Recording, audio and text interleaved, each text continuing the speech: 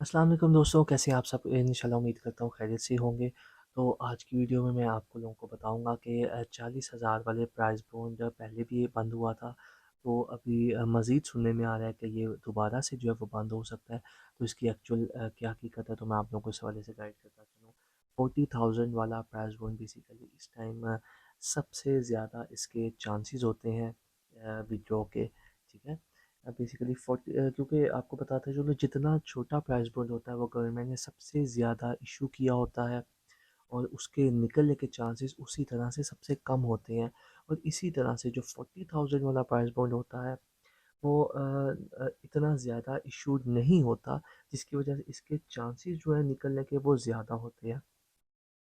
तो अगर आपके पास इतनी का सेपरेट इन्वेस्टमेंट है या 40,000 का प्राइस बॉन्ड बाई कर सके, तो ये आपके लिए सबसे ज़्यादा बेस्ट है कि आप 40,000 का प्राइस बॉन्ड लेके अपने पास सेव कर लें। क्योंकि ये आपका अगर तीन रोज़ में नहीं तो आपके फोर्थ या फिफ्थ रो में निकलने के बहुत ज़्यादा इसके चांसेस बढ़ जाते हैं।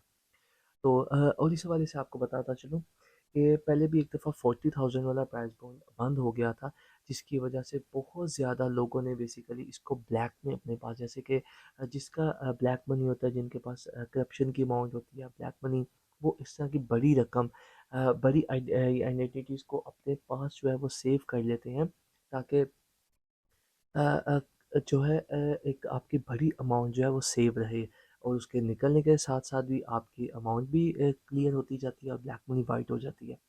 तो ये एक बहुत ज़्यादा टैक्टिक्स एक बेसिकली चली थी, जिसके एक्शन में इमरान खान साहब की जब हुकूमत थी, तो उन्होंने इस पर बहुत सख्ती से एक्शन लिया था और इन्होंने 40,000 वाले प्राइस बॉन्ड को टारगेट किया था, क्योंकि उनको पता था कि सबसे ज़्यादा ब्लैक मनी इस टाइम 40,000 वाले प्राइस बॉन्ड में अवेलेबल है। तो उन्होंने जो, क्योंकि देखिए जो पब्लिक के पास 40,000 के प्राइस बॉन्ड है वाइट मनी में, वो अगर बैंक में जाके उसको एक्सचेंज करवाते हैं तो उनके लिए किसी किस्म का मसला नहीं है।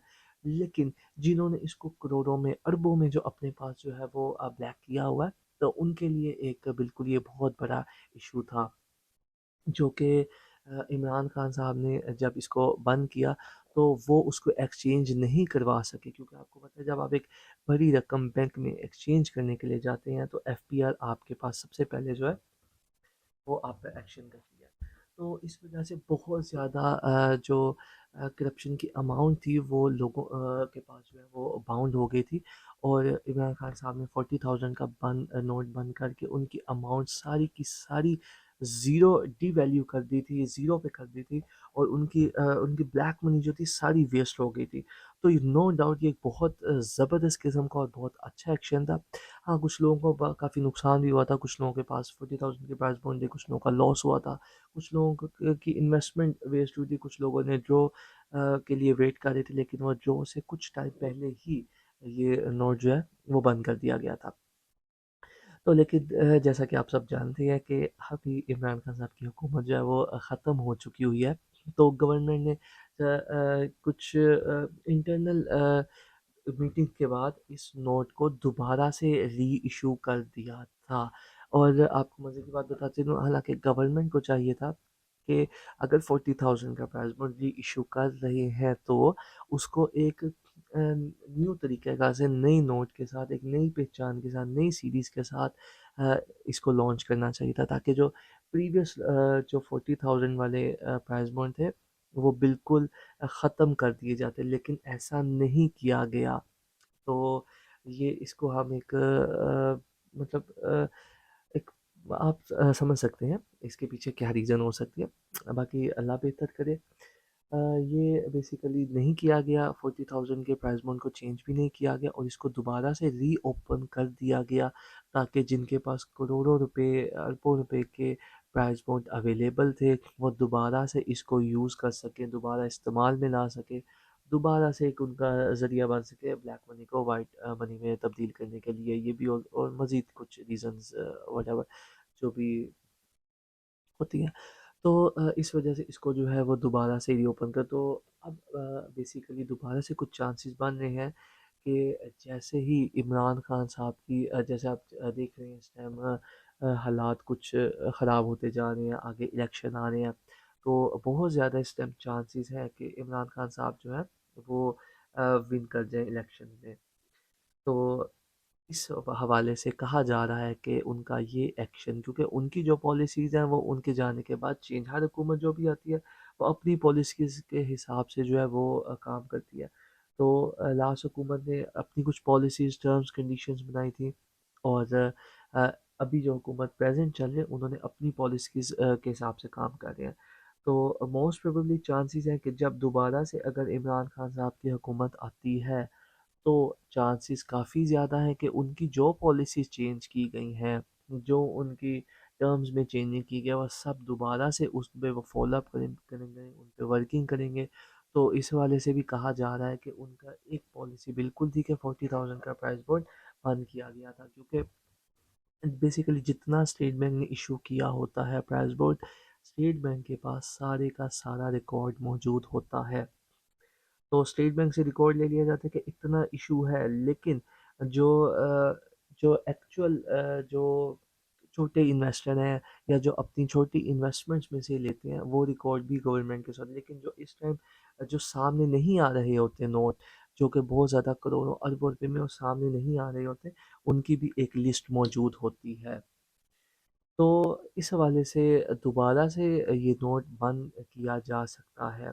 तो आप इस पे इन्वेस्टमेंट, एक बहुत अच्छी इन्वेस्टमेंट है 40,000 के प्राइस बॉन्ड पे, और एक बहुत ज़बरदस्त किस्म का ये प्राइस बॉन्ड है।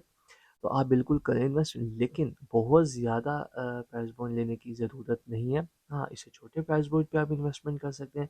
15,000 इज़ फेयर एनफ, तो आप वहाँ तक जो है इन्वेस्टमेंट कर सकते हैं। 40,000 के प्राइस बॉन्ड में करें आप इन्वेस्टमेंट, ग्रो से पहले आप परचेज़ करें, और आप उसको अपने पास रखें, लेकिन बहुत ज़्यादा अमाउंट में इसको ना रखें, ताकि खुदा न खास्ता आपको बाद में किसी किस्म की प्रॉब्लम का सामना ना, क्योंकि एक नॉर्मल बंदे के लिए अच्छी खासी रकम है, ठीक है?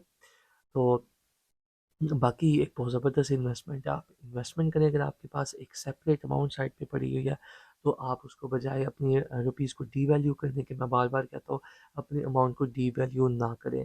आप प्राइस पॉइंट अपने पास लेके रखें। उसके अलावा आपके पास शेयर्स की ऑप्शन मौजूद है, शेयर्स वाले से भी मैंने कुछ वीडियोज़ बनाऊँगा इंशाल्लाह। आपको गाइड करूँगा किस तरह से आप शेयर्स परचेज़ कर सकते हैं। ईज़ीएस्ट वे, ऑथेंटिक वेज़ क्या हैं शेयर्स के वाले से मैं इंशाल्लाह आपको गाइड करूँगा। और उसके अलावा आपके पास मज़ीद अगर इन्वेस्टमेंट है, तो आप सेल परचेज़ कर सकते हैं। आपके पास डिफरेंट सोर्सेज़ होते हैं, इवन हमारे हमारे साथ भी आप बिज़नेस कर सकते हैं। हमारी अपनी इन्वेस्टमेंट पॉलिसीज़ है, आप हमारे साथ प्रोडक्ट्स लेके आप यदि अपसेलिंग कर सकते हैं। हमारी ऐसी कोई पॉलिसी नहीं होती कि हम आपसे पैसे लेंगे और आपको कहेंगे नहीं जी आप काम करें हमारे पास इन्वेस्ट करें, आपको हम मंथली प्रॉफिट देंगे, ऐसा हम बिल्कुल भी नहीं करते। जो ऐसा करते हैं वो टोटली फ्रॉड है, फेक है। आप ऐसी जगहों पे बिल्कुल भी इन्वेस्टमेंट ना करें, ऑथेंटिक जगहों पे इन्वेस्ट करें, क्योंकि आजकल पैसे कमाना बहुत ज़्यादा मुश्किल है। तो आपसे दरख्वास्त है, ऑथेंटिक और अच्छी जगहों पे इन्वेस्टमेंट करें, ताकि आपकी अमाउंट भी सेव रहे और आपकी मेहनत के जो अमाउंट है, पैसे हैं, उनका आपको सिला भी मिले। तो इजाज़त दें मुझे, इंशाल्लाह आपके साथ नेक्स्ट वीडियो में मिलेंगे। आप इस चैनल को लाज़मी लाइक और सब्सक्राइब कीजिएगा, ताकि नेक्स्ट जो आने वाली इंशाल्लाह वीडियोज़ हैं जिनसे आपको बहुत ज़्यादा फ़ायदा होने वाला है, आपको टाइमली मिलती रहे। तो अपना बहुत ज़्यादा ख़्याल रखिएगा। इजाज़त दें, अल्लाह हाफ़िज़।